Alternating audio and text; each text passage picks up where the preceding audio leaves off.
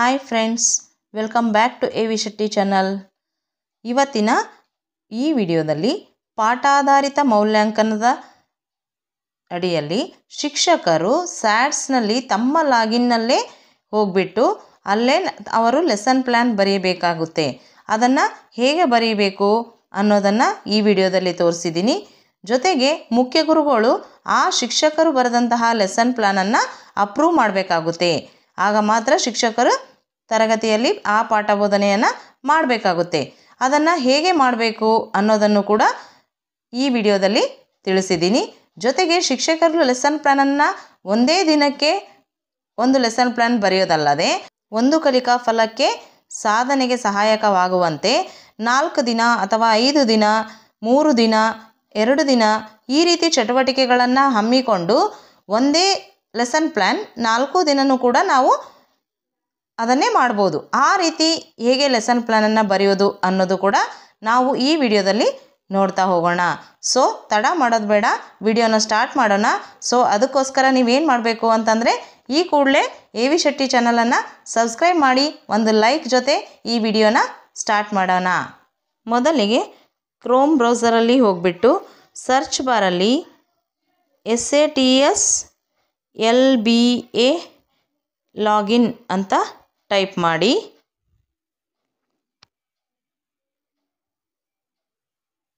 ಆಗ ಇಲ್ಲಿ ಕಾಣಿಸ್ತಿದೆಯಲ್ಲ lesson based assessment sign in ಅಂತೇಳಿ ಈ ಆಪ್ಷನನ್ನು ಕ್ಲಿಕ್ ಮಾಡ್ಕೊಳ್ಳಿ. ಆಗ ಈ ರೀತಿಯ ಇಂಟರ್ಫೇಸ್ ನಿಮಗೆ ಕಾಣಿಸುತ್ತೆ.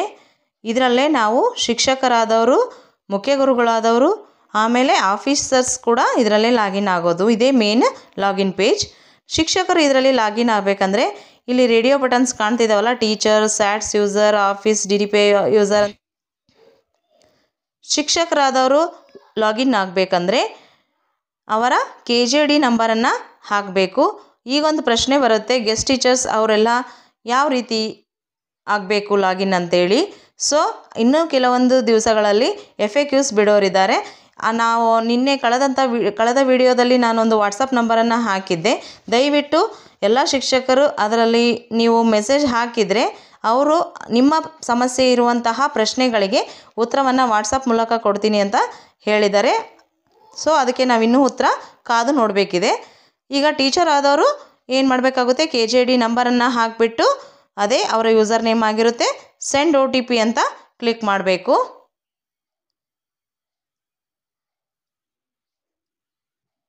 ಆಗ ಈ ರೀತಿ ನಿಮ್ಮ ರಿಜಿಸ್ಟರ್ ಮೊಬೈಲ್ ನಂಬರ್ಗೆ ಅಂದರೆ EDS ಅಲ್ಲಿ ಯಾವ ನಂಬರ್ ರಿಜಿಸ್ಟರ್ಡ್ ಆಗಿದೆಯೋ ಆ ಶಿಕ್ಷಕರ ರಿಜಿಸ್ಟರ್ಡ್ ಮೊಬೈಲ್ ನಂಬರ್ಗೆ OTP ಸೆಂಡ್ ಆಗುತ್ತೆ.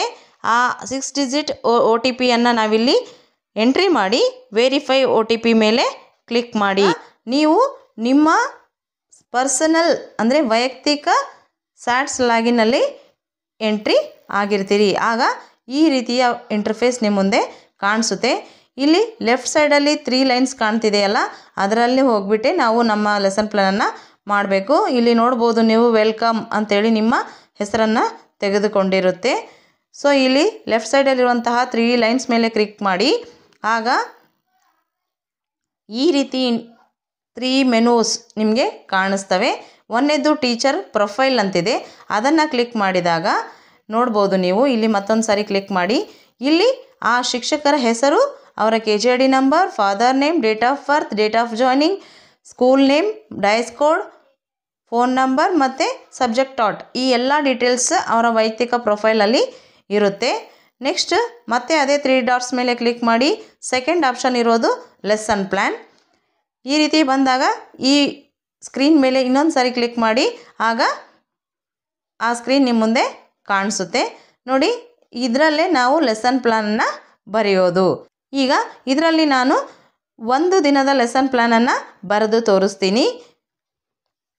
ಉದಾಹರಣೆಗೆ ನಾನೀಗ 24ನೇ ತಾರೀಕಿಗೆ ಒಂದು ಲೆಸನ್ ಪ್ಲ್ಯಾನನ್ನು ಬರೆಯಲು ಹೋಗ್ತಾ ಇದ್ದೀನಿ. ಸೊ ಇಲ್ಲಿ ನೀವು ಕ್ಯಾಲೆಂಡರ್ ಇಲ್ಲಿ ಮೇಲೆ ನೋಡ್ತಿದ್ದೀರಲ್ಲ, ಜುಲೈ 2025 ಅಂತ ಇದೆ. ಅದರ ಈ ಕಡೆ ಹಿಂದಿನ ಸೈಡ್ ಬ್ಯಾಕ್ ಬಟನ್ ಇದೆ, ಅದನ್ನು ಪ್ರೆಸ್ ಮಾಡಿದರೆ ಜೂನ್, ಮೇ, ಹಿಂದಿನ ತಿಂಗಳದ್ದು ನೀವೇನಾದರೂ ಲೆಸನ್ ಪ್ಲ್ಯಾನ್ ಬರೆದಿಲ್ಲ ಅಂದರೆ ಆ ತಿಂಗಳಲ್ಲಿ ಕೂಡ ನೀವೀಗ ಬರೀಬಹುದಾಗಿದೆ.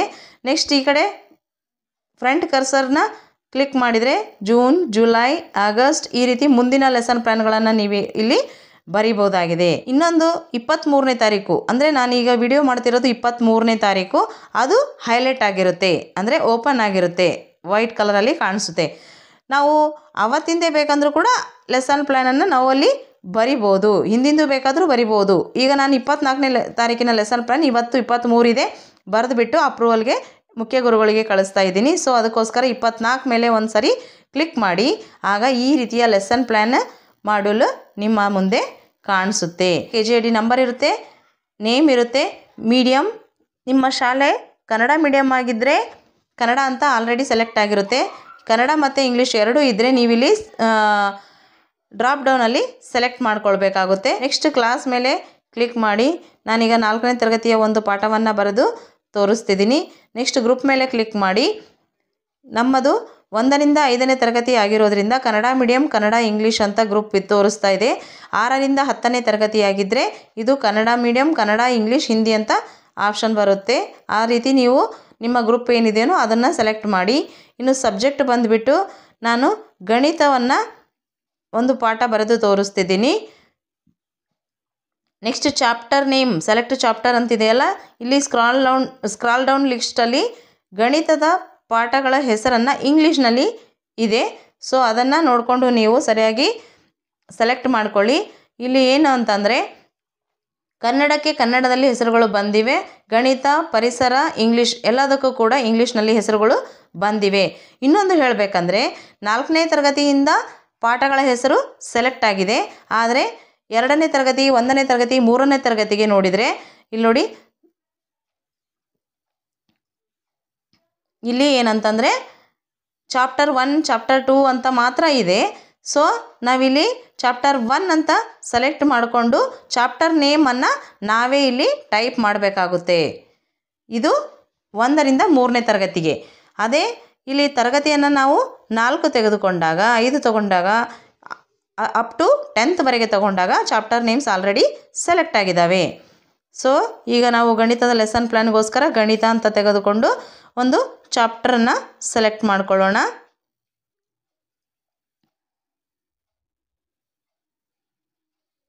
ಉದಾಹರಣೆಗೆ ಡಿವಿಷನನ್ನು ತಗೊಂಡಿದ್ದೀನಿ. ಇಲ್ಲಿ ಲರ್ನಿಂಗ್ ಔಟ್ಕಮ್ ಅಂತಿದೆಯಲ್ಲ, ಈಗ ಅದು ಲರ್ನಿಂಗ್ ಔಟ್ಕಮನ್ನು ನಾವು ಪ್ರಶ್ನಾಕೋಟಿಯಲ್ಲಿ ಏನು ಪ್ರತಿಯೊಂದು ಘಟಕವಾರು ಕೊಟ್ಟಿದ್ದಾರಲ್ಲ, ಅಲ್ಲಿ ನಾವು ಲರ್ನಿಂಗ್ ಔಟ್ಕಮನ್ನು ಪಡಿಬೋದು. ಅಲ್ಲಿಂದನೇ ನಾವು ಲರ್ನಿಂಗ್ ಔಟ್ಕಮನ್ನು ಇಲ್ಲಿ ತಂದು ಹಾಕಬೇಕಾಗುತ್ತೆ.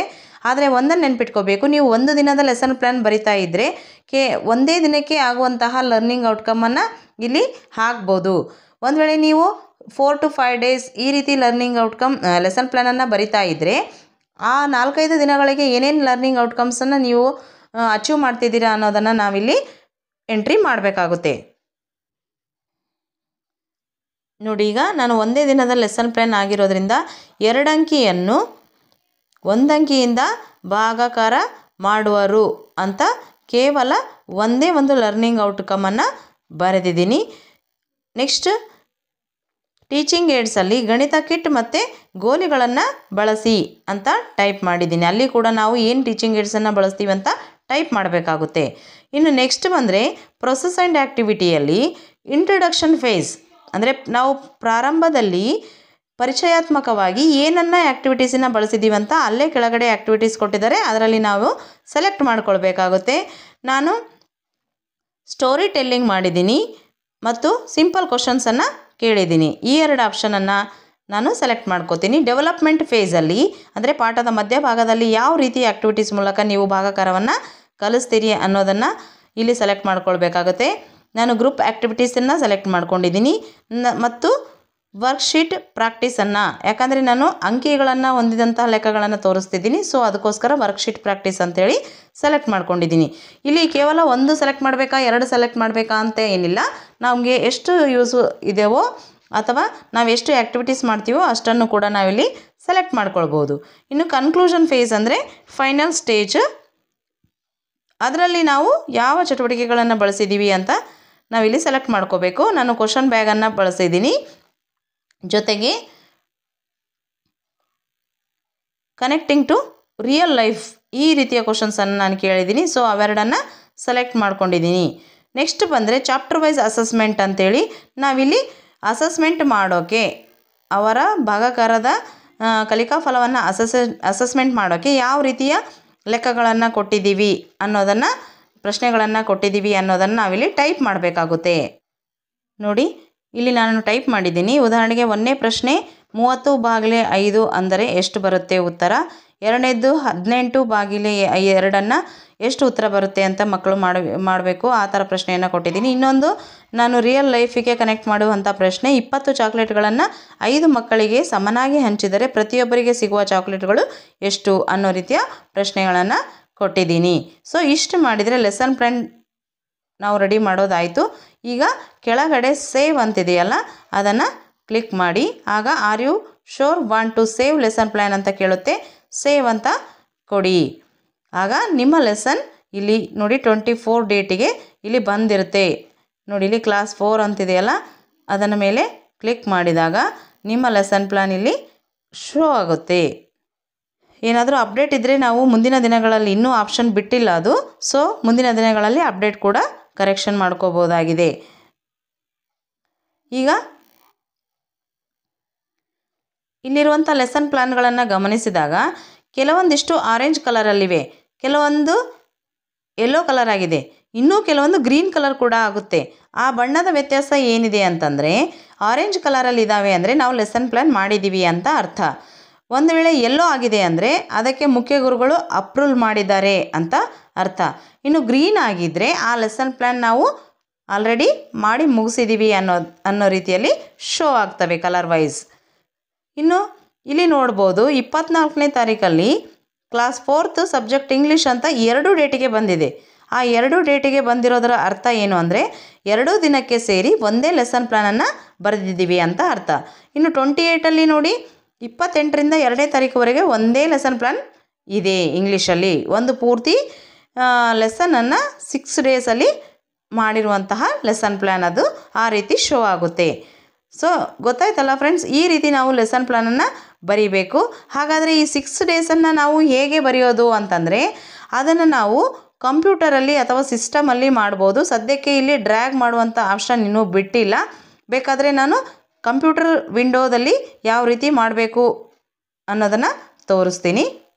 ನೋಡಿ, ಸಿಸ್ಟಮಲ್ಲಿ ನಿಮ್ಮ ಸ್ಯಾಟ್ಸ್ನಲ್ಲಿ ಲಾಗಿನ್ ಆದ ನಂತರ ಇಲ್ಲಿ ಕೂಡ 3 ಆಪ್ಷನ್ಸ್ ಬರುತ್ತೆ. ಅದರಲ್ಲಿ ಲೆಸನ್ ಪ್ಲ್ಯಾನಲ್ಲಿ ಹೋಗಿಬಿಟ್ಟು ಆ ಲೆಸನ್ ಪ್ಲ್ಯಾನ್ ಯಾವ ಡೇಟಿಗೆ ಬರಿತಿದ್ದೀರೋ ಆ ಡೇಟಿಂದ ಹಿಡಿದು ನೀವು ಯಾವ ಡೇಟ್ವರೆಗೆ ಲೆಸನ್ ಪ್ಲ್ಯಾನನ್ನು ಬರಿಬೇಕಾಗಿದೆಯೋ ಅಲ್ಲಿವರೆಗೂ ಕ್ಲಿಕ್ ಮಾಡಿದ್ರೆ ಡ್ರ್ಯಾಗ್ ಮಾಡಬೇಕು. ಅಂದರೆ 28ಗೆ ಇಟ್ಟದ್ದನ್ನು ಹಾಗೆ 22nd ತಗೊಂಡೋಗಿ ಡ್ರ್ಯಾಗ್ ಮಾಡಬೇಕು. ಆಗ ಈ ರೀತಿ ಮೀಡಿಯಮ್, ಕ್ಲಾಸ್, ಗ್ರೂಪ್ ಎಲ್ಲವನ್ನು ಸೆಲೆಕ್ಟ್ ಮಾಡಿಕೊಳ್ಬೇಕು. ನಂತರ ನೀವಿಲ್ಲಿ ಅಬ್ಸರ್ವ್ ಮಾಡ್ಬೋದು ಲೆಸನ್ ಪ್ಲ್ಯಾನ್ ಡೇಟ್ ಫ್ರಮ್ 28 ಜುಲೈನಿಂದ ಟು 2nd ಆಗಸ್ಟ್ ಅಂತ ಶೋ ಆಗ್ತಾ ಇದೆ. ಸೊ ಅಷ್ಟು ದಿನದ ಲೆಸನ್ ಪ್ಲ್ಯಾನ್ ನಾವೀಗ ಬರೆದಂಗಾಯಿತು. ನಂತರ ಕೆಳಗಿನ ಎಲ್ಲ ಮಾಹಿತಿಯನ್ನು ಆ್ಯಸ್ ಯೂಶ್ವಲ್ ಫಿಲ್ ಮಾಡಿ ಲೆಸನ್ ಪ್ಲ್ಯಾನನ್ನು ಸಬ್ಮಿಟ್ ಕೊಡಬೇಕಾಗುತ್ತೆ. ನೋಡಿ, ನಾನು ಈಗ ಎಲ್ಲ ಮಾಹಿತಿಯನ್ನು ಈ ಹಿಂದೆ ತಿಳಿಸಿದಂತೆ ಫಿಲ್ಲಪ್ ಮಾಡಿ ಸೇವ್ ಮೇಲೆ ಕ್ಲಿಕ್ ಮಾಡ್ತಿದ್ದೀನಿ. ಆಗ are you want to save ಅಂತ ಕೇಳುತ್ತೆ. ಓಕೆ ಕೊಡಿ. ಆಗ ಗ್ರೀನ್ ಕಲರಲ್ಲಿ ಸೇವ್ ಸಕ್ಸಸ್ಫುಲಿ ಅಂತ ಶೋ ಆಗುತ್ತೆ. ಜೊತೆಗೆ ಇಲ್ಲಿ ಕೆಳಗಡೆ 28ಇಂದ 2ndವರೆಗೂ ಕೂಡ ಒಂದೇ ಲೈನಲ್ಲಿ ನೀವು ಬರೆದಂತಹ ಲೆಸನ್ ಪ್ಲ್ಯಾನ್ ಶೋ ಆಗುತ್ತೆ. ಇದರರ್ಥ ಒಂದೇ ಲೆಸನ್ ಪ್ಲ್ಯಾನನ್ನು ನೀವು 6 ದಿನಗಳವರೆಗೆ ಕೈಗೊಳ್ಳುತ್ತಿದ್ದೀರಿ ಅಂತ ಶೋ ಆಗುತ್ತೆ. ಇದನ್ನು ಮುಖ್ಯ ಗುರುಗಳು ಅಪ್ರೂವಲ್ಗೆ ಹೋಗಿದೆ, ಅದಕ್ಕೋಸ್ಕರ ಇದು ಆರೆಂಜ್ ಕಲರಲ್ಲಿ ಇದೆ. ಈಗ ಶಿಕ್ಷಕರು ಕೊನೆಯದಾಗಿ ಎಲ್ಲ ಲೆಸನ್ ಪ್ಲ್ಯಾನ್ ಬರೆದಾದ ಮೇಲೆ ಮರೆಯದೆ ಏನು ಮಾಡಬೇಕು, ಇಲ್ಲಿ ಮ್ಯಾನ್ ಸಿಂಬಲ್ ಕಾಣಿಸ್ತಿದೆಯಲ್ಲ ಅದರ ಮೇಲೆ ಕ್ಲಿಕ್ ಮಾಡಿ ಲಾಗೌಟ್ ಆಗಬೇಕು. ಮುಖ್ಯ ಗುರುಗಳು ತಮ್ಮ ಲಾಗಿನ್ಗೆ ಹೋಗಲು same as it is Chrome ಬ್ರೌಸರಲ್ಲಿ ಹೋಗಿಬಿಟ್ಟು ಸ್ಯಾಟ್ಸ್ LBA ಲಾಗಿನ್ ಅಂತ ಟೈಪ್ ಮಾಡಿ, ಈಗ ಫಸ್ಟ್ ಕಾಣ್ತಿದೆಯಲ್ಲ ಸೈನ್ ಇನ್ ಅಂತೇಳಿ ಸೇಮ್ ಅದರಲ್ಲೇ ಹೋಗಬೇಕು. SATS ಯೂಸರ್ ಅಂತೇಳಿ ಆ ರೇಡಿಯೋ ಬಟನನ್ನು ಕ್ಲಿಕ್ ಮಾಡಬೇಕು. ನಂತರ ನೀವು ಯೂಸರ್ ನೇಮನ್ನು KGD ನಂಬರ್ ಹಾಕಬಾರ್ದು, ಬದಲಾಗಿ ಈ ಹಿಂದೆ SATSನಲ್ಲಿ ಲಾಗಿನ್ ಆಗಲು ಯಾವ ಯೂಸರ್ ನೇಮನ್ನು ಬಳಸ್ತಿದ್ದೀರೋ ಆ ಯೂಸರ್ ನೇಮನ್ನು ಹಾಕಿಬಿಟ್ಟು ಸೆಂಡ್ OTP ಅಂತ ಕ್ಲಿಕ್ ಮಾಡಿ.